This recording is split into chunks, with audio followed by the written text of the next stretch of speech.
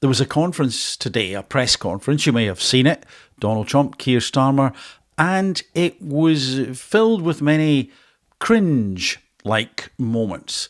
I'm only going to focus on one because I think this allows us to really pinpoint one of the key things, perhaps the key thing that is in the makeup of a bad leader and indeed a toxic leader. I'm going to play you a little clip. Pay close attention to the question and also close attention to the answer given. So let's look at that clip from today's conference.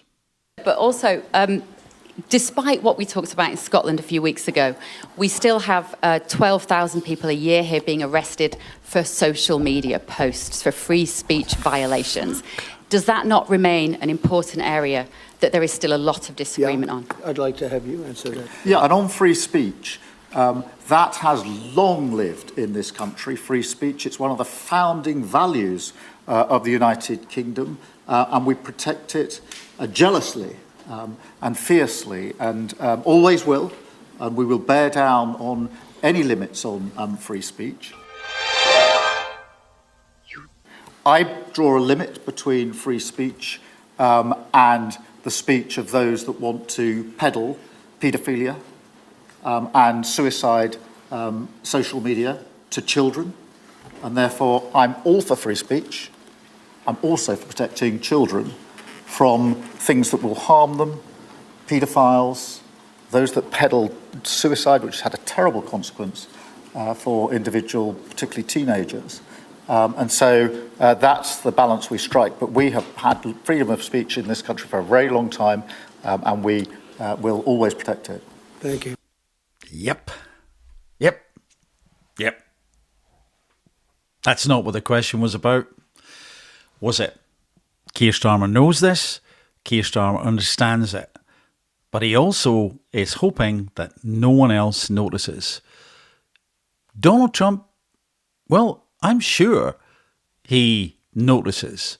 And J.D. Vance certainly will. Whether you like J.D. Vance and Donald Trump or not, they will notice Keir Starmer being incredibly disingenuous and incredibly slippery.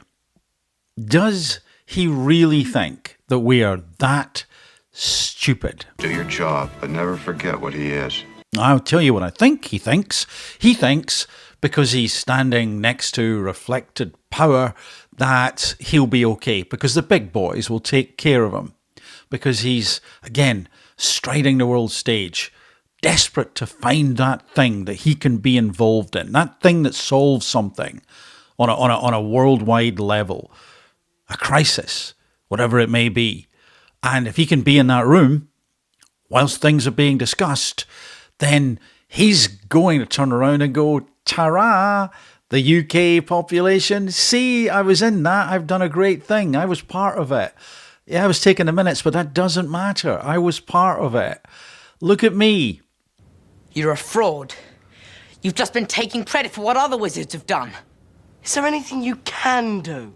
Keir, honestly, you don't really seem to have a clue about people, despite being a lawyer. You really don't. We see through it. This is crazy town stuff. What are you doing? It's embarrassing. Stop it. Keir's a little bit like El Cid. You know, the medieval knight in Spain. I think there was a movie, Charlton Heston. At the end of the movie, El Cid has passed away, but to rally the troops, they decide to bolt him into his armour and then onto a horse, and they smack the horse and have the horse trot around to hopefully give the troops some hope, which apparently they did. So they can fight the latest battle.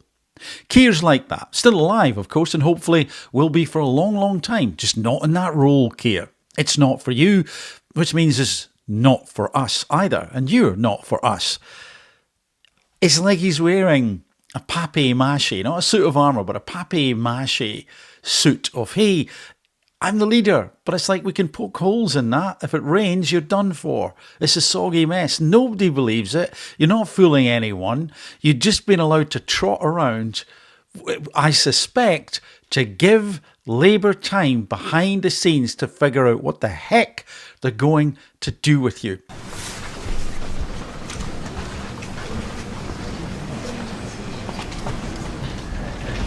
Now, That was just a farcical answer, just slippery, disingenuous. We know what you're being asked.